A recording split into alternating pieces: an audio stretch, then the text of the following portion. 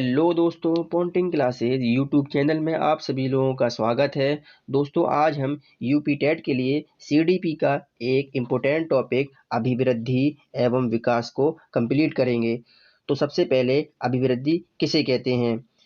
जब हमारे शरीर की संरचना या आकार बढ़ना शुरू होता है तो उसे वृद्धि कहते हैं। यानी वृद्धि का सीधा सा कनेक्शन हमारे शरीर से होता है। अब इसकी कुछ विशेषताएं दी गई हैं, उसे देख लेते हैं।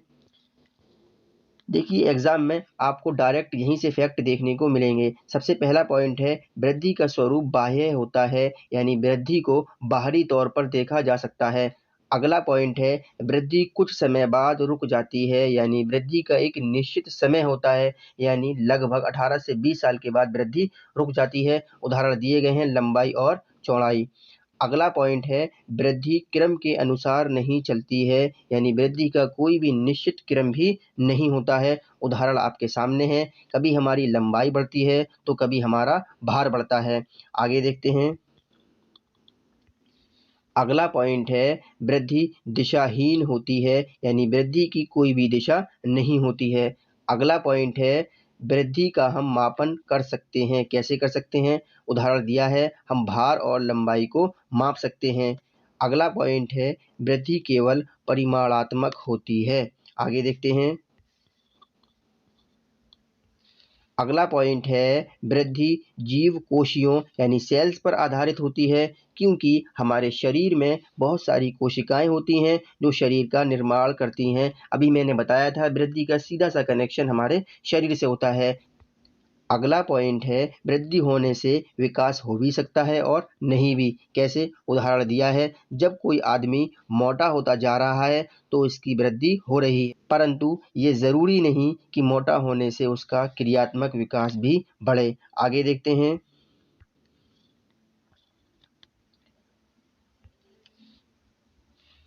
अब अगला टॉपिक है विकास। विकास किसे कहते हैं? जब हमारे मानसिक, सामाजिक, संवेगात्मक तथा बौद्धिक पक्षों में परिपक्वता आती है तो उसे विकास कहते हैं। परिपक्वता किसे कहते हैं? किसी भी चीज का लगभग पूर्णता की ओर बढ़ना ही परिपक्वता कहलाता है। अब इसकी भी कुछ विशेषताएं हैं। सबसे पहला पॉइंट है, विकास का स्वरूप आंतरिक एवं बाह्य दोनों होता है। उदाहरण आपके सामने दिए गए हैं, मस्तिष्क और भाषा ज्ञान। अगला पॉइंट है, विकास जीवन भर चलता है, यानी विकास गर्भाधान से लेकर जीवन पर्यंत चलता रहता है। आगे देखते हैं। अगला पॉइंट है, विकास में निश्चित क्रम होता है। उदाहरण आपके सामने है, हमें जितना विकास करना होता है उतना हो जाता है। मानसिक विकास, सामाजिक विकास जितना हम चाहेंगे उतना ही होगा। अगला पॉइंट है, विकास की एक निश्चित दिशा होती है। आप लोग एक चीज देख पा रहे होंगे कि वृद्धि और विकास की कुछ विशेषताएं एक दूसरे से अपोजिट हैं। आगे देखते हैं। अगला पॉइंट है, विकास का हम सीधे सीधे मापन नहीं कर सकते हैं। उदाहरण, हम सामाजिक विकास, नैतिक विकास का मापन नहीं कर सकते। हम केवल मानसिक विकास का मापन कर सकते हैं। वो भी कैसे किया जा सकता है? टर्मन द्वारा प्रतिपादित बुद्धि लब्धि फॉर्मूले का इस्तेमाल करके। कौन सा था फॉर्मूला? देख लेते हैं, MA/CA/100।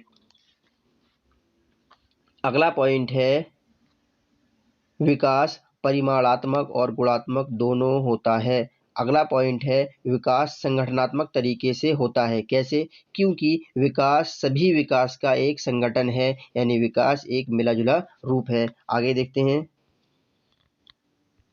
अगला पॉइंट है, विकास वृद्धि के बिना भी संभव है। कैसे? क्योंकि कुछ व्यक्तियों का आकार, ऊंचाई या भार नहीं बढ़ता है, यानी कुछ व्यक्ति कमजोर होते हैं, परंतु उनमें नैतिक विकास, सामाजिक विकास, बौद्धिक विकास अवश्य होता रहता है। आगे देखते हैं। विकास के आयाम। सबसे पहला आयाम है शारीरिक विकास, यानी किसी भी इंसान के शरीर में अगर वृद्धि हो रही है तो हम कह सकते हैं कि शारीरिक विकास हो रहा है। अगला आयाम है गत्यात्मक विकास। यह भी एक तरह से बालक के शारीरिक विकास से ही जुड़ा है। यह मसल्स यानी हड्डियों की क्षमता और उन पर कंट्रोल करने से संबंधित होता है। आगे देखते हैं। गामक विकास में बालकों के चलने, दौड़ने, कूदने, भोजन करने आदि विषय को शामिल किया गया है। इसको 2 भागों में बाँटा गया है। कौन-कौन से 2 भाग हैं? Fine motor skills and gross motor skills. इसकी हिंदी लिखना रह गई है। फाइन मोटर स्किल्स को कहते हैं सूक्ष्म गतिक कौशल और ग्रॉस मोटर स्किल को कहते हैं स्थूल गतिक कौशल। फाइन मोटर स्किल्स यानी सूक्ष्म गतिक कौशल, इसमें मसल्स का कम यूज होता है। एग्जाम्पल हैं राइटिंग, कलरिंग, कटिंग, बेकिंग चपाती, यानी जिसमें हम शरीर के कुछ ही हिस्से का उपयोग करते हैं। ठीक है, आगे देखते हैं। अगला है ग्रॉस मोटर स्किल यानी स्थूल गतिक कौशल। इसमें मसल्स का ज़्यादा यूज होता है। एग्जाम्पल आपके सामने है स्विमिंग, जंपिंग एंड रनिंग। आगे देखते हैं। विकास के कुछ आयाम और हैं, इन्हें केवल इनके नाम से ही समझा जा सकता है मानसिक विकास या संज्ञानात्मक विकास जो हमारे मस्तिष्क से जुड़ा होता है। अगला है सामाजिक विकास यानी समाज में रहकर जो विकास होता है उसे सामाजिक विकास कहते हैं। उसके बाद है सांवेगिक विकास जो हमारे इमोशन से जुड़ा होता है। अगला है नैतिक विकास। आगे देखते हैं। अब शुरू होते हैं बाल विकास के सिद्धांत, प्रिंसिपल ऑफ चाइल्ड डेवलपमेंट। सबसे पहला है समान प्रतिमान का सिद्धांत। किसे कहते हैं? इसके अनुसार प्रत्येक जाति अपनी जाति के अनुरूप विकास के प्रतिमान का अनुसरण करती है। उदाहरण दिया है मानव और हाथी। आगे देखते हैं। अगला सिद्धांत है विकास की दिशा का सिद्धांत। विकास की दिशा सिर से पैर की तरफ चलती है। इस बात को अच्छे से नोट कर लीजिए, डायरेक्ट यही फैक्ट आपको देखने को मिलेगा। जब हमारी विकास की दिशा सिर से पैर की तरफ होती है तो इसे मस्ताधोमुखी कहते हैं। देखिए थोड़ा सा टाइपिंग में एरर हो गया है, मस्काधोमुखी लिखा है लेकिन सही वर्ड होता है मस्ताधोमुखी। ठीक है। दूसरी तरफ जब हमारे विकास का क्रम मध्य से शुरू होकर बाहर की तरफ होता है तो यह समीप दूर भिमुख कहलाता है। अतः कह सकते हैं कि विकास क्रमिक होता है। आगे देखते हैं।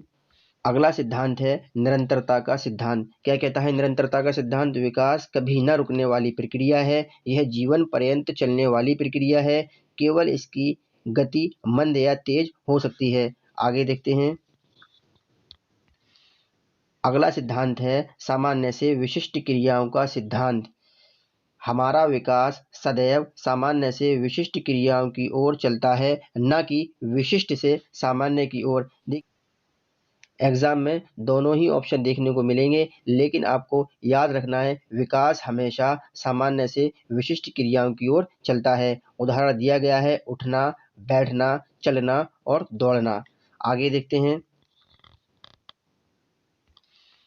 अगला सिद्धांत है पूर्वानुमान का सिद्धांत। क्या कहता है पूर्वानुमान का सिद्धांत? विकास पूर्वानुमान होता है क्योंकि हम पहले ही अनुमान लगा सकते हैं कि विकास किस दिशा में ज़्यादा होगा। यानी किसी भी बालक की क्रिएटिविटी देखकर पता लगाया जा सकता है कि इसका सृजनात्मक विकास कैसा होगा। आगे देखते हैं। अगला सिद्धांत एकीकरण का सिद्धांत। बच्चों में एकीकरण का गुण पाया जाता है। जब हम किसी एक काम को करने के लिए अपने हाथ पैरों को एक साथ मिलाकर काम करते हैं तो वह एकीकरण का सिद्धांत कहलाता है। आगे देखते हैं। अगला सिद्धांत है व्यक्तिगत भिन्नता का सिद्धांत। बच्चों का विकास व्यक्तिगत भिन्नता के अनुसार चलता है। किसी में विकास की गति तेज तो किसी में कम होती है। अगला सिद्धांत क्या कहता है?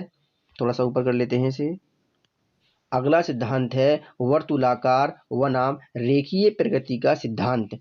विकास कभी भी रेखीय नहीं होता है, मतलब वह कभी भी सीधी रेखा में नहीं चलता है। कभी उसकी गति धीमी तो कभी तेज होती है।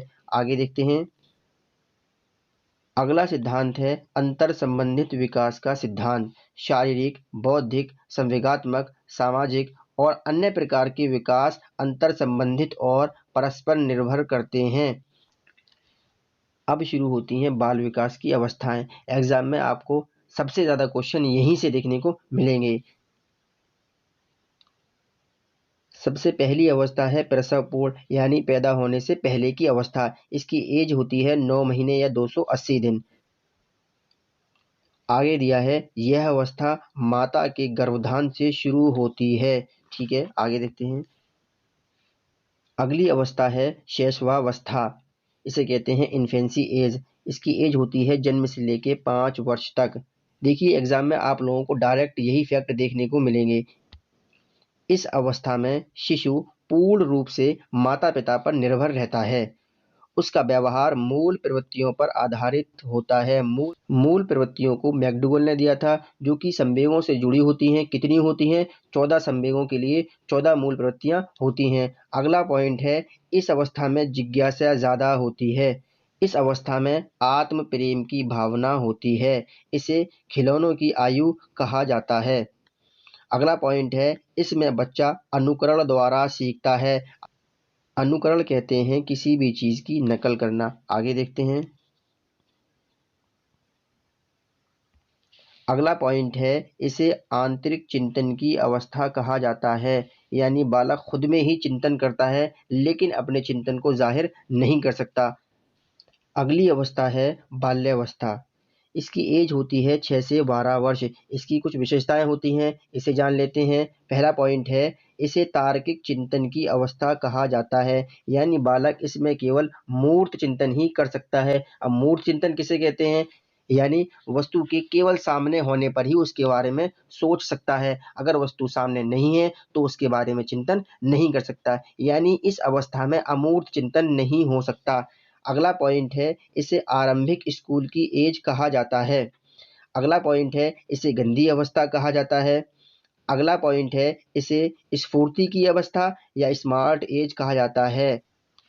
अगला पॉइंट है, इसे खेलों की अवस्था कहा जाता है। देखिए बाल्यावस्था की सबसे महत्वपूर्ण विशेषता यही है कि बालक खेलों में ज़्यादा हिस्सा लेना पसंद करता है। अगला पॉइंट है, इस अवस्था में संग्रहण की प्रवृत्ति विकसित होने लगती है। यानी चीज़ों को एक दूसरे के साथ जोड़ना शुरू कर देता है। अगला पॉइंट है, इसे टोली या समूह की अवस्था कहा जाता है। अगला पॉइंट है, इसे जीवन का अनोखा काल कहा जाता है। देखिए यहाँ से डायरेक्ट एक कथन पूछा जाता है, आप लोग कमेंट बॉक्स में बताएंगे कि बाल्यावस्था को अनोखा काल किसने कहा है। आगे देखते हैं। अगली अवस्था है किशोरावस्था। इसकी एज कुछ लोग 12 से मानते हैं, कुछ लोग 13 से 18 मानते हैं। वैसे सही तो जो है ज़्यादातर किताबों में 12 से लेकर 18 माना जाता है। सबसे पहला पॉइंट है, इसे जीवन का सबसे कठिन काल कहा जाता है। देखिए यहाँ से भी एक कथन पूछा जाता है कि किस मनोवैज्ञानिक ने किशोरावस्था को जीवन का कठिनतम काल कहा है। किलपैट्रिक महोदय ने बताया है। अगला पॉइंट है, इसे संघर्ष, तनाव, आंधी, तूफान और उलझन की अवस्था कहा जाता है। देखिए यहाँ से भी एक कथन पूछा जाता है कि किशोरावस्था को संघर्ष, तनाव और तूफान की अवस्था किसने कहा है? इसे कहा है स्टैनले हॉल ने। अगला पॉइंट है, इसमें विषम लिंगी आकर्षक होता है। यानी बालक विषम लिंगी समूह बनाना शुरू कर देता है। अगला पॉइंट है, इस अवस्था को स्वर्ण काल या गोल्डन एज कहा जाता है। अगला पॉइंट है, इस अवस्था में वीर पूजा यानी हीरो वर्शिप की भावना उत्पन्न हो जाती है। अगला पॉइंट है, इस अवस्था में बच्चे अमूर्त चिंतन करते हैं। देखिए बाल्यावस्था में केवल मूर्त चिंतन ही कर सकता है, जबकि किशोरावस्था में बालक अमूर्त चिंतन कर सकता है। यानी किसी वस्तु का सामने न होने पर भी उसके बारे में सोच सकता है। दोस्तों हमने बहुत ही कम समय में अभिवृद्धि और विकास वाले टॉपिक को कवर कर लिया है। तो मिलते हैं अगली वीडियो में, तब तक के लिए जय हिंद।